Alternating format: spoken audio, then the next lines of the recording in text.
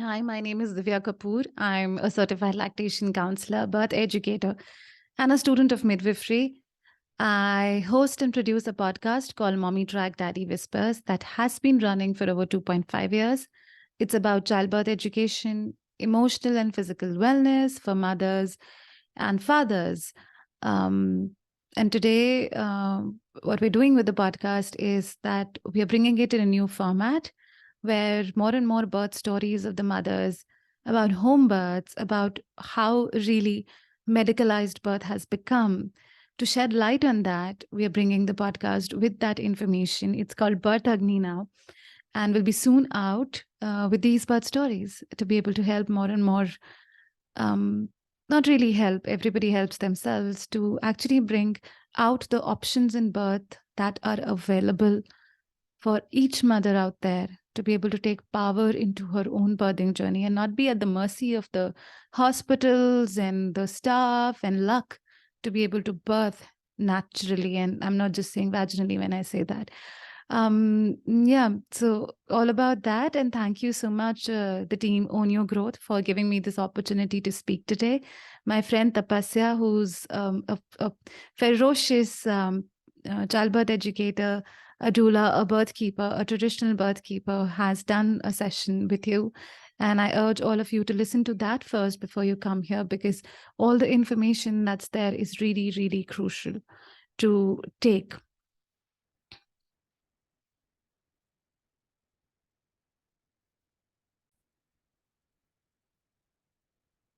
I'm sorry about that.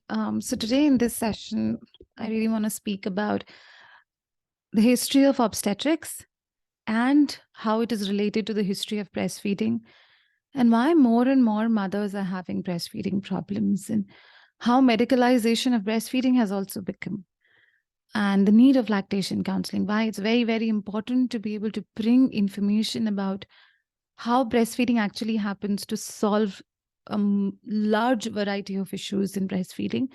It doesn't have to be nipple creams or some medicines or galactagogues on the center. It's all of that is really not required. What is required is an approach where the mother is held, where she's given this information that the sooner she starts breastfeeding, the sooner she'll be able to nurture the baby, the milk will be there, and trust of nature. And also, birth in a lot of ways impacts the breastfeeding experience. So, if we are going to fix birth, we're going to fix breastfeeding. It's just as simple as that. So, in the 19th century, somewhere around that time, there were European physicians which had come in. There were doctors. The beginning of the doctors was around that time in Europe, where normal deliveries had begun at the royal families. Before that, all of that was being taken care of by the midwives. And it was a very home thing. The midwives were called herbal healers and witches. Witches was not really a word that is now how it's being attached. I think culturally it has been taken, it has been molded all these years, but they were the herbal healers. They knew the wisdom. They knew how birth happens. They knew the huge range of normal that birth can look like. For example, it can take days for a very normal labor to happen. The mother can eat and drink in labor. The mother can sleep. Um, all of that is a very normal, natural process, which is not in a lot of Indian hospitals not present. That kind of a situation where you can just labor for 3 days and don't have a timeline ticking at your head, that is not possible. So that's how medical birth has become. But back then, in all the countries in India today, fortunately, still we have midwives, we have dais that are doing the work in farms and all other places. So but that's just about a portion of the country. The urban India is losing it on the the anatomy, the physiology, the health of women when it comes to birth. So obstetrics intervention originated with the need to take care when men came into the birth work, into the hospitals. They wanted to also get into birth. when they were the doctors, they wanted to get into birth, and the birth was actually being just taken care of by midwives. They had no knowledge how that was happening, so they had to learn. And there were a few 1% or even less than that, as not really going by statistics, but a very few number of cases which were actually very risky. So the obstetrics entered into birth work to take over only the emergency cases where things like chloroform, things like forceps, and all the medical advanced features were being used to be able to protect or save the mother and the baby in the process of birth. However, for a majority of normal births, they were able to happen at home without the need of anybody. So that's how obstetrics came in.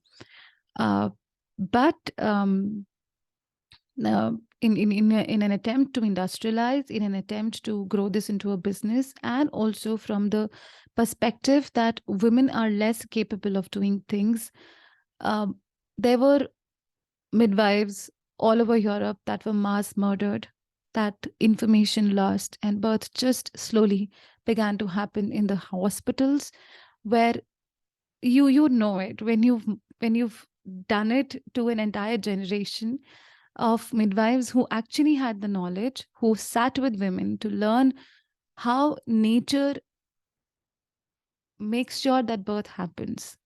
Birth is not something that we invented. It's all about how nature designed it. So to understand how that works, you'll have to sit with women who are undergoing birth. And that's how you learn. Because you're not supposed to teach how birth happens, you're supposed to learn how birth happens. Because that's how nature designed it. It's a learning that you take from nature. But when you've mass murdered midwives to make it sound like a medical advancement is going to take over it, you've also lost so much information. Now the medical system started doing their work on, African slaves, and without even using anesthesia, they were they were cut open, and the physiology was understood from a man's perspective. So that's how obstetrics has evolved, and that's how it has seen the bodies of women as more mechanical than physiological. When I say physiological, as something that, all the organs in the body that work with the mind-body connection. The mind has a role to play that we absolutely forgot in birth, which is why the rising case of surgical births, which is why with all the medical advancements, still the mortality rates in countries like US is so high. Forget about India. There was a guy called Aristotle. He's considered the godfather of evidence-based information. His views also hugely affected how birth came to be about, and how birth was all about in the new doctor and obstetric system. So his view of women was very sexist. According to him, women were incapable of giving birth. He says that that female, and even in the female is always struck. She is she's very easy to weep, to cry. She's more jealous. She is more contentious, and women are subject to depression. They are related to spirits and despair than male, and which is why it's important that males take over the work of evidence and knowledge and wisdom and analysis, whereas women should be just left to be what they're supposed to do. That is to give birth. That is just to procreate. That is what his views as one of the, backdrops or founding members of how our science has shaped Aristotle. Was the one who created situations like that and views like that highly influenced how obstetrics today is. So you would know that the viewpoint is so bad, and it is the foundation is laid on the dead bodies of traditional midwives. So there is a lot we need to do to understand in the system how birth happens. And we are at a loss there, an absolute loss, because births in the hospitals are highly managed. Women are put on a timeline. Women are not given food to eat. They're easily cut open. We are under an epidemic of inductions, which are not required. And inductions, half the time, don't work. And in 80% of the time, they lead to cesareans. So we are just making money out of women's bodies, and that's the situation we are in. Similarly, breastfeeding was also heavily affected by how industrialization happened. And with this industrialization, there was a movement where mothers who had to sit at home were considered weak, and women who went out to work in the industries and the factories were considered empowered. So there was a movement that since breastfeeding ties a mother back home to the baby, it's absolutely wrong. Women should be free, and that's a problem. That's how it was understood. And there were movements done by mothers, by women alone, saying that women should schedule breastfeed. They should breastfeed by time. They should only breastfeed after a gap of 4 hours and not feed more than that. And an entire generation of babies suffered from that, because breastfeeding actually happens on demand. If the baby is hungry, you got to give the baby food. And our hunger doesn't have a timeline. I'm going to feel hungry now. Maybe I don't feel hungry 6 hours later, but maybe I feel hungry 3 times in an hour. So think about this, how ridiculous, how brutal it was. And that's when a lot of formula companies came in to solve this problem of women going out. And to solve this problem, they brought in formulas, and a lot of wet nursing was also later replaced by formulas. And that's how formula became a very common, easy solution to how breastfeeding can be solved. But a lot of these breastfeeding issues could have been solved if we really wanted women to be empowered. We should have really respected the choices that women could have made about what they wanted to do with their lives, or bring babies wherever, create those situations where babies could be with the mothers, because that's how even the mother's psychology is affected. And the anxiety is highly related to how birth happens and how breastfeeding affects the mother. That's the most crucial phase a mother can ever be in. Coming to what the problems of breastfeeding are today, we are not telling mothers that their birth is, the way the birth happens is going to affect breastfeeding. A. Second, we are not telling mothers that even with that, there are high chances that they'll be able to breastfeed their babies if the start is right. It takes 10 minutes to tell a mother that if a latch is okay, breastfeeding is not supposed to be painful. Your nipples should not hurt. Rather than bringing creams and adding it to the bags of the hospital bags of the mothers. So I've worked with over 100 mothers on lactation, and in my birth classes also, I see the hospital bags that the mothers, that they are writing down nipple creams there, as if your nipple is going to hurt. And the solution is a nipple cream. It's not a nipple cream. The solution is an improved latch. And that can happen if we are there with the mothers as a community of women, as a village of women, to help them have that latch better. It takes just about 10 minutes to show that, just about 10 minutes to tell that, yes, breastfeeding is not supposed to be painful. Your nipples are not supposed to hurt. And the earlier the mother begins, the easier it becomes later. And to just be with her, provide her with food, with nutrition, allow her to rest, because the recovery phase is so crucial. And just about take care of what we say to a new mother. We, as the new age urban India, has started associating crying to hunger so much that it boggles the mother so much. Crying is not the only reason. Hunger is not the only reason that the baby cries. There are tons of other reasons that a baby can cry. Sometimes you can't even attach a reason to it. You just got to be there and see and hold the baby and keep the baby close to you. The closer the baby is to the mother, the less the baby is going to have those emotional moments. But every baby is different. You can't really predict. It's very important on a community level today to have those breastfeeding workshops where we are able to communicate that a majority, a whopping 80 to 90% of breastfeeding issues can be solved by knowledge and tweaking the way breastfeeding is done. A latch, the way the baby is held, the way she feels comfortable holding the baby, a different position, and all other things that a woman can be helped with. Over and above that, the presence of a community of mothers who are not judgmental, who are able to listen to where the mother is. Stress and emotionally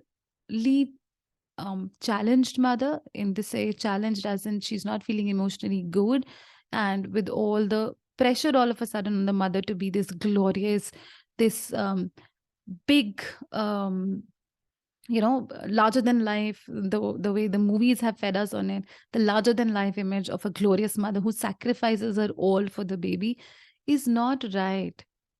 We put a mother in the pregnancy on a pedestal and make sure everything is available to her because she's carrying a life. And then all of a sudden, when the life has been detached from her, we start ridiculing her for every choice she makes, even if it's about breastfeeding, and if it does not conform to is how it aligns with the rest of the family. The mother is at the at the knife of everybody, and that is killing deep down. And that stress does affect the breastfeeding further, and a majority of cases it's not the lack of milk supply. Milk is there. It's the lack of support. It's the easy availability of formula. And I would also like to bring here how formula got into our previous generation's head so much. The previous generation is hell bent on and believes that the mother is not able to produce enough milk. So supplementing with formula is very important. And in a lot of families, introducing a bottle just as soon as the baby is born and introducing a one-time formula is considered women's empowerment because it frees the mother. I'm not against introducing anything, introducing a formula or a bottle, but you should be informed. You should know what that does to your baby. Do you even need it? In the majority of cases, it's based on a myth. So back when Nestle was trying to promote and bring this formula and increase its range of products and its business, improve its business, it targeted countries like India, which were developing at that point in time, and they were in the hospitals, these formulas were given for free. The nurses were taught to tell new mothers that, oh, they're not going to make milk for the first 24 hours, which, by the way, is actually made involuntary. Even if you're not feeding the baby, the milk will be there for the first 24 hours. And it goes on the demand and supply, possibility after 24 hours. So the body knows that the first 24 hours are different than the rest. Nature is fantastic in the way it takes care of things, and we are just losing our touch with it. I'm digressing a lot, but coming back to how formula companies started giving formula as a choice, as a women's empowerment method, masking their motives and telling women, you're going to be empowered if you give formula to your baby. Your life will be easier if you give formula to the baby. And that's because of this advertisement and this false brainwashing. Our previous generation in India learned that formula is something that the mother should supplement with breastfeeding. And we do have the ancient wisdom that everybody wants the baby to be breastfed with formula. But you can absolutely, if you know how breastfeeding works, how the first 2 weeks are crucial, and after that, it just becomes easier than to be able to pick up a bottle, to wash it, to sterilize it, to make formula wherever you go, to keep a thermos of hot water. Than think about it, than just picking up your shirt and giving the baby to giving the milk to the baby is so much more easier.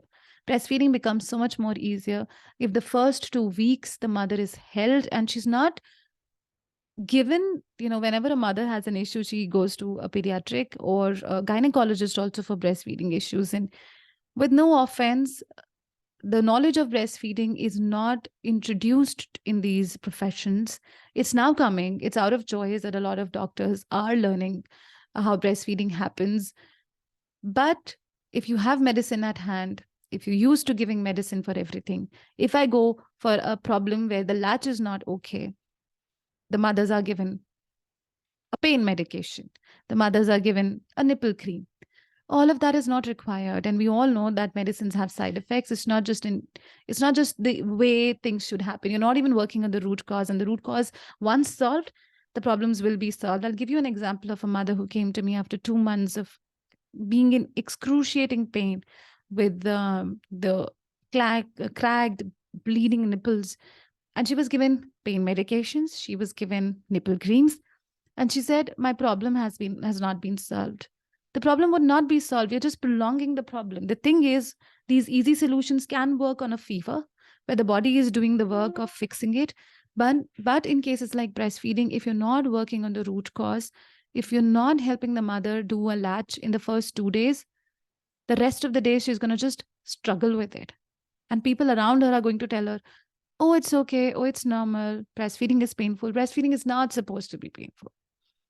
And the best way we can improve our levels of breastfeeding in the country is by knowledge. So, you guys, if you're listening to this, you are, medical students, please ensure and know that there are alternatives to medicines and nipple creams and to all other, galactagogues, easy sachets that we can give the mother for milk supply. Milk supply does not depend on a sachet. Milk supply depends on the closeness to the mother, on skin to skin, on feeding as per demand. All those sachets are just a boosting mechanism, and I don't even think they work as such. So it's very important to help prevent problems than create problems by making sure, by overly medically managing births, by the rise of cesareans, by introducing sedatives and a lot of other things into birth, separating the birth and the mother and the baby right after the baby is born, where the baby can actually just be checked over the mother's chest. Taking the baby into NICU without any need, without any medical reason, is absolutely absurd to the breastfeeding relationship. And we have to begin right there. Even before the mother has delivered, we need to begin there to help the mother understand how breastfeeding works. And it's her right in the hospital. And that's how I work with my mothers. It's her right to go and ask, give me the baby I want to feed. The problem is in the system, they don't even care what your choices are, what your consent is. The mother I worked with last, she was in the hospital. She knew she has to ask for the baby. But the first feed, when she was just trying to recover from a surgical birth, the first feed was given to the baby without even telling her. And it was an artificial feed. We don't even have milk banks. So that's where the entire problem of birth and breastfeeding lies. And it's not that the system does not know. They do not want to know. They do not want to understand. It's not that birth workers do not go to the doctors, to the system, to the hospitals, saying that, look, this information is so important. But if you don't really understand and do not, and also understand, you as, viewers of this, and you as mothers and even medical students who may, go into a family life later, it's all about perception. We all come from our life experiences. We all come from where we've learned things we've learned. And if there is no God in it, if there is no love in it, if there's no passion in it, it's just going to be another day job. So you, as somebody who's birthing, as somebody who's going to breastfeed, it's absolutely critical and important for you to take charge in your own hands. Because nobody is going to tell you things. And I'm being very open about it. Nobody is going to tell you how birth happens, how you're going to participate in birth, what is your role in birth, what is the baby's role in birth, and what is your role and the baby's role in breastfeeding. They're going to separate you and say, oh my God, there's some problem with you that the breast milk is not coming. So it's high time that we start learning the very basic skills of, and we need a force here to be able to bring that change. So for anybody in the space of serving mothers in the perinatal phase, pregnancy, birth, and postpartum, it's very crucial for all of us to be able to have access to information that tells us how natural physiological birth happens, how naturally breastfeeding happens. And it just takes preventive measures to be able to make this a more positive, respectful experience for both the mother and the baby. And we do not have to struggle with it and have an entire generation struggle with it. With that, I'd say thank you. Thank you so much for this. And I hope this really helped understand where we're going in birth and breastfeeding. Thank you so much.